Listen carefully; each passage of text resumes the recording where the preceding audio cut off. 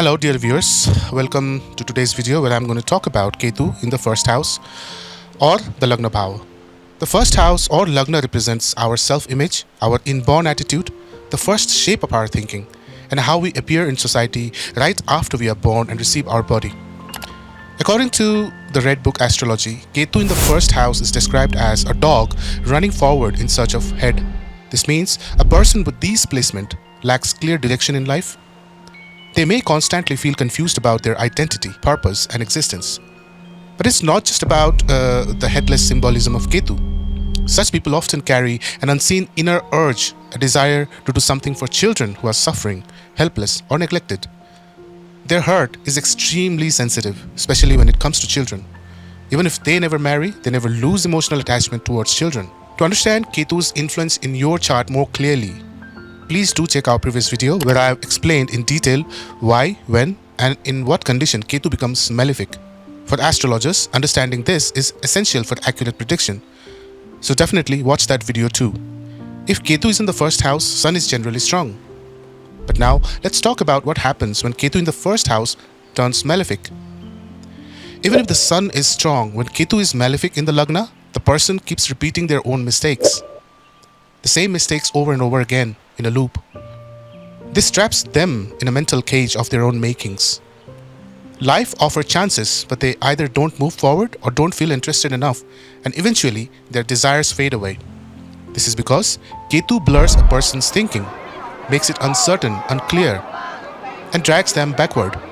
When Ketu is in the first house, the person's mind leans more towards understanding others' pain than their own. They worry about others, but end up neglecting their own life and family. In such cases, people may definitely join public service, but at home, they distance themselves from relationships and responsibilities.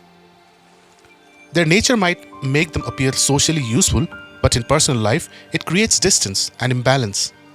In terms of physical and mental health, Ketu in Lagna can bring issues like headaches, mental unrest, fatigue, and in some cases even low blood pressure. There is also a constant lack of stability. They change houses, jobs, even countries, but no matter how many changes they make, they don't find peace of mind. They may have to move often for work, struggle to settle a business, or be forced to start over and over again, which causes mental exhaustion and disrupts their inner satisfaction. Up to the age of 48, life can feel full of uncertainty, waiting, and instability. These people run around a lot. They try hard. Things seems like they will work out, but at the last moment, things stop. Unfinished tasks and constant delays make them feel like there are blockages from every direction, as if life itself is just a long, uncertain waiting room. They keep waiting and hoping, and life just keeps them waiting. They're about to travel, but the plan usually gets cancelled. If Jupiter and the Sun are strong in the chart, Ketu's negative effects may become balanced. But if Mercury, Venus, and Rahu are weak, then first Ketu creates problem related to Mercury, like confused thinking, unclear communication, mental doubts, behavioral confusions, and money-related problems. Then it affects Venus, bringing instability in relationships, followed by Mars, and finally Jupiter, which disturbs the areas connected to religion, beliefs, and education. After marriage, if Ketu stays malefic, only Saturn can help. If there's no support from Saturn, Ketu acts like a mad dog, harming Jupiter, the father, and the Sun, self-confidence. Such people might go through serious problems related to their father's health, reputation, or relationships. Now let's go deeper into the effects of malefic Ketu in the first house. The person makes travel or new work plans, but these plans often get cancelled at the last moment. For example, they need to go somewhere, but at the time of departure, the plan gets stopped or delayed, which causes them to miss many opportunities in life. These people usually don't think about the future. They don't wonder what might happen. Even if someone tells them something, they don't react quickly or often don't find it necessary to respond. They prefer to stay silent and nothing affects them immediately. People with Ketu in the first house usually have a habit of forgetting things, especially important items like keys, phones, important papers or files. When they need it, they can't find it. This forgetting and misplacing happens frequently. If Mercury is weak in the chart, their memory power might be weak too. Even while speaking, they might not explain things clearly or take a long time to respond to what others say, even if they understood it.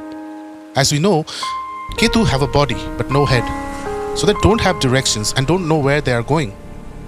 The body is active, but the mind isn't, so the purpose of life isn't clear.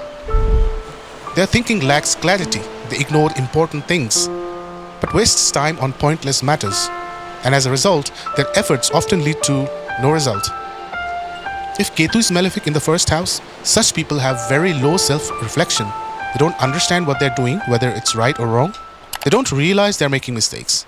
Even if someone tells them or point out, they don't accept it because they don't even know where they went wrong. That's because the first house is connected to the mind, awareness, and self-realization. People with Ketu in the first house find it difficult to make important decisions. Some of them do make decisions, but those are often wrong. As a result, they may regret their choices later. In major turning points of life, such individuals get confused, and most of the time, they're likely to choose the wrong path. They tend to trust everyone, but end up being deceived. They see the world a good light, trust everyone. But because of that trust, they often get cheated. They also tend to lack a deep sense of respect towards their life partner. These people often have a tendency to harm themselves unknowingly. The doors to success might already be open, but due to their own actions, those doors end up getting closed. Such individuals usually stick to whatever they saw or learned in childhood. When they grow up, they struggle to change their mindset, even when it's necessary. They can't easily adapt to new ideas at the right age. And because of this rigid mindset, it becomes very hard for them to bring positive change in their life.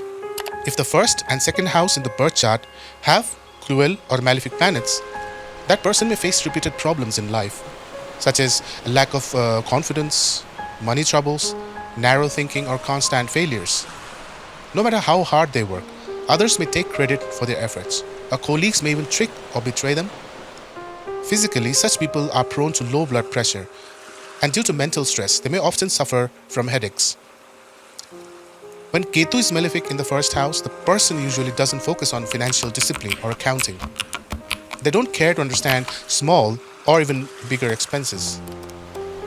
They can't track their monthly spending, they don't make proper business plans, and they lack clarity on where and why to invest. That's why, for such people, running a business feels like a hassle. No matter how much effort they put in, there's not only no profit, but the management itself becomes chaotic. If Ketu in the first house is malefic, the person usually doesn't feel interested in making future plans. Even if they make plans due to family pressure, sometimes, those plans usually don't work out in the end. Even when they feel like they should make a plan now, they get confused about making family plans. And if the plans fail because of their own action, they often blame their partner or family instead of taking responsibility. This creates distance and mistrust in the family. When Ketu is malefic in the first house, Rahu falls in the seventh house. And this combination can push a person into serious family imbalance because seventh house is of relationship. In the beginning, the life partner might be positive, supportive, and willing to help. They may try to explain, guide, and help the person change, but the person's careless behavior keeps getting worse over time. Even the life partner who tolerates things for years eventually feels exhausted, and their hopes and efforts start to slowly shrink. Then comes a time when the partner finally gives up and says, there's no point trying to change this person anymore. They begin to emotionally detach, and uncertainty starts growing around the children's future as well. When Ketu, a malefic planet, sits in the first house and become inauspicious because, it's a shadow planet after all, its effects are like smoke, unclear, but deeply negative inside. If we ask what it affects, the first house is directly connected to the head, brain, thinking capabilities, self-confidence, and self-awareness.